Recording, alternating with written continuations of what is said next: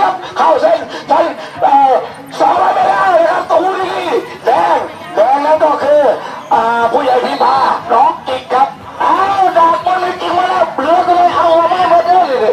โดยเฉพาะเด้อที่ดาน้องกิ๊กต้องเอาออกมาเอาขับท้ายนะครั